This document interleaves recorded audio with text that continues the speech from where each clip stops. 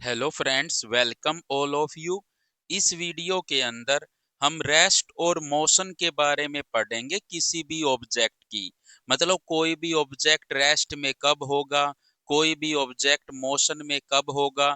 सो देखिए, अगर कोई भी ऑब्जेक्ट रेस्ट में कब कहलाएगा, अगर उसकी पोजीशन टाइम के साथ चेंज ना हो विद रिस्पेक्ट टू ऑब्जर्वर। मतलब देखने वाला अगर ये कह दे कि टाइम के साथ इस ऑब्जेक्ट की पोजीशन चेंज नहीं हो रही, तो वो ऑब्जेक्ट रेस्ट में कहलाएगा।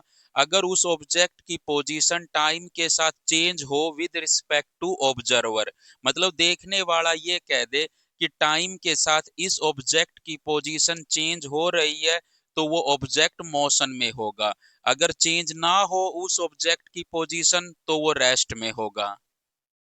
मतलब ये दोनों रेस्ट और मोशन है, वो ऑब्जर्वर पे डिपेंड करता है। ऑब्जर्वर अगर ये कह देगा कि टाइम के साथ इसकी पोजीशन चेंज नहीं हो रही, तो वो ऑब्जेक्ट रेस्ट में है। अगर ऑब्जर्वर ये कह देगा कि टाइम के साथ इसकी पोजीशन चेंज हो रही है, तो वो ऑब्जेक्ट मोशन के अंदर होगा। अब देखिए, rest and motion are relative terms. मतलब रेस्ट और मोशन रिलेटिव टर्म्स होती है and not absolute.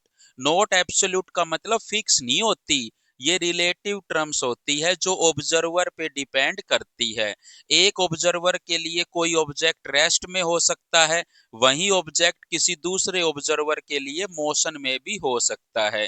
So rest और मोशन रिलेटिव टर्म्स होती है एंड नॉट एब्सोल्यूट। जैसे ये क्या है, पेन है, ये क्या है, पेज है। तो सारी दुनिया के लिए ये पेन है, ये पेज है। बट रेस्ट और मोशन एब्सोल्यूट टर्म्स नहीं है। बट ये पेन है, ये पेज है, ये तो एब्सोल्यूट है, सभी के लिए फिक्स है। बट रेस्ट और मोशन एब्सोल्यूट नहीं होते, बल्कि रिलेटिव होते हैं। मतलब ये फिक्स नहीं होते, ऑब्जर्वर टू ऑब्जर्वर वेरी करते हैं। कोई ऑब्जेक्ट एक ऑब्जर्वर के लिए रेस्ट में है, तो दूसरे ऑब्जर्वर के लिए वही ऑब्जेक्ट मोशन में भी हो सकता है। सो रेस्ट और मोशन का कोई मीनिंग नहीं होता विदाउट ऑब्जेक्ट एंड ऑब्जर्वर। मतलब ऑब्जेक्ट और ऑब्जर्वर है तभी आप रेस्ट और मोशन को डिफाइन कर सकते हो। जैसे देखिए, एक ट्रेन है, उसके अंदर दो पैसेंजर बैठे हुए हैं, एक ए और एक बी। और जो ट्रेन है वो मूव कर रही है, और एक पर्सन जो है वो बाहर रोड पे खड़ा हुआ है। तो अगर ये बी को स्टडी करना चाहे, तो ए के लिए बी किस में होगा, रेस्ट में। और सी के लिए बी किस में होगा, मोशन में। सो एक पर्सन किसी एक पर्सन के लिए तो रेस्ट में है, किसी अनदर के लिए वो मोशन में है। इसीलिए रेस्ट और मोशन जो है रिलेटिव टर्म्स है, एब्सोल्यूट टर्म्स नहीं होती है, जो ऑब्जर्वर टू ऑब्जर्वर वेरी करती है। इस ऑब्जर्वर के लिए ये रेस्ट में है, और इस ऑब्जर्वर के लिए ये मोशन के अंदर है। जैसे एक पर्सन अपने घर के अंदर बैठा हुआ है, तो वो रेस्ट में है with respect to earth. But वही पर्सन जो है मोशन में है with respect to other planets, क्योंकि हमें पता है अर्थ जो है रोटेट करती है अपनी एक्सिस के अबाउट। सो हम कह सकते हैं कि अर्थ के ऊपर अगर कोई पर्सन बैठा हुआ है, तो वो रेस्ट में होगा अर्थ के अबाउट, बट किसी अदर प्लैनेट्स के लिए वो किस में होगा, मोशन के अंदर होगा। सो रेस्ट और मोशन क्या होती है, रिलेटिव टर्म्स होती है, एब्सोल्यूट टर्म्स नहीं होती है। सो एक ऑब्जर्वर के लिए अगर कोई ऑब्जेक्ट रेस्ट में है, तो किसी अनदर के लिए वो मोशन में भी हो सकता है। अब देखिए, types of physical quantities. Physical quantities two types की होती है, स्केलर फिजिकल क्वांटिटीज और vector physical quantities. Scalar physical quantities वो फिजिकल क्वांटिटीज होती है जिनका केवल मैग्नीट्यूड होता है, डायरेक्शन नहीं होती। अगर उनका मैग्नीट्यूड और डायरेक्शन दोनों हो, फिर भी वो वेक्टर के एडिशन रूल को ओबे नहीं करते हो, ऐसे फिजिकल क्वांटिटीज को हम स्केलर क्वांटिटीज या फिर स्केलर्स कहते हैं। मतलब इनका केवल मैग्नीट्यूड होता है, डायरेक्शन नहीं होती। अगर मैग्नीट्यूड और डायरेक्शन दोनों हो, जैसे करंट में होता है, बट वो जो है वेक्टर के एडिशन रूल को ओबे नहीं करता है। जैसे एग्जाम्पल के तौर पे मास है, टाइम है, करंट है। करंट की डायरेक्शन होती है, बट वो वेक्टर के एडिशन रूल को फॉलो नहीं करता, इसलिए करंट भी कैसी क्वांटिटी है, स्केलर क्वांटिटी है। मास का केवल मैग्नीट्यूड होता है, डायरेक्शन नहीं होती। टाइम का भी ओनली मैग्नीट्यूड होता है, डायरेक्शन नहीं होती। करंट का मैग्नीट्यूड और डायरेक्शन दोनों होती है, बट करंट जो है वेक्टर के एडिशन रूल को ओबे नहीं करता है। स्पीड जो है मैग्नीट्यूड रखता है, डायरेक्शन नहीं होती। टेम्परेचर का भी ओनली मैग्नीट्यूड होता है, डायरेक्शन नहीं होती। तो ये सभी एग्जाम्पल स्केलर फिजिकल क्वांटिटीज के हैं। मतलब स्केलर फिजिकल क्वांटिटी वो होती है जिनका केवल मैग्नीट्यूड हो, डायरेक्शन ना हो। अगर मैग्नीट्यूड और डायरेक्शन दोनों हो बट वो वेक्टर के एडिशन रूल को ओबे ना करे।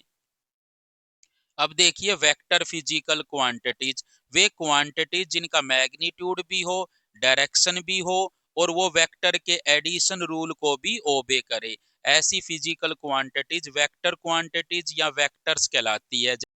जैसे डिस्प्लेसमेंट है, वेलोसिटी है, फोर्स है, इलेक्ट्रिक फील्ड है, मैग्नेटिक फील्ड है, ईटीसी।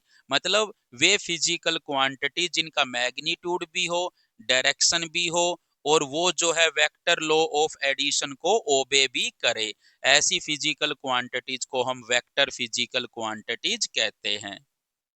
अब देखिए साइन कन्वेंशन, ये आपका होता है ओरिजिन, जिसको हम रेफरेंस पॉइंट भी कहते हैं। सारी दूरी रेफरेंस पॉइंट से मेजर की जाती है।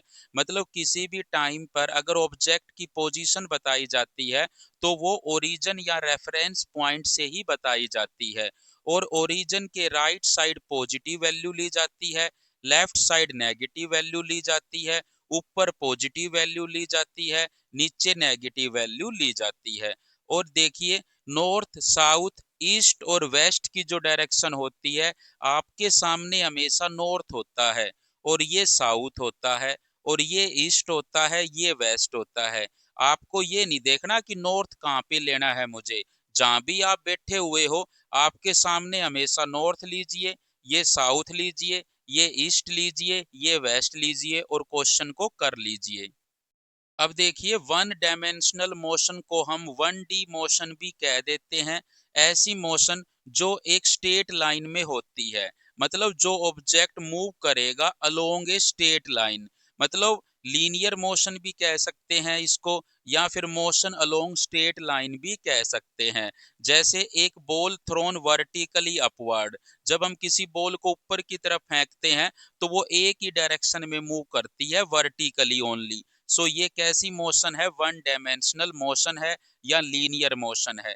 A train moving on a straight track, अगर किसी सीधे ट्रैक पे कोई ट्रेन मूव कर रही है तो वो वन डायमेंशनल मोशन है।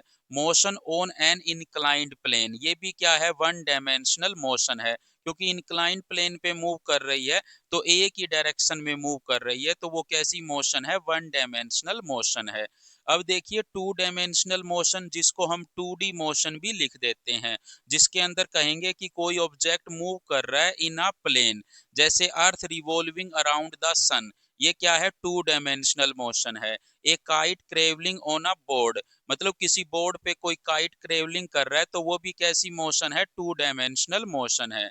अब देखिए थ्री डायमेंशनल मोशन, जिसको हम 3D मोशन भी लिख देते हैं, मतलब इसके अंदर जो मोशन है वो स्पेस के अंदर होगी। जैसे motion of a car on road, क्योंकि जो रोड है वो बिल्कुल फ्लैट नहीं होता, कहीं पे ब्रेकर भी आते हैं, सो हाइट भी चेंज होती है, इसलिए ये 3 डायमेंशनल मोशन होती है। सो रोड पे जो मोशन होती है किसी भी व्हीकल की, वो कैसी होती है, 3 डायमेंशनल मोशन होती है। Flying of kite, flying of bird या motion of a gas molecules, ये सभी क्या है, 3 डायमेंशनल मोशन है।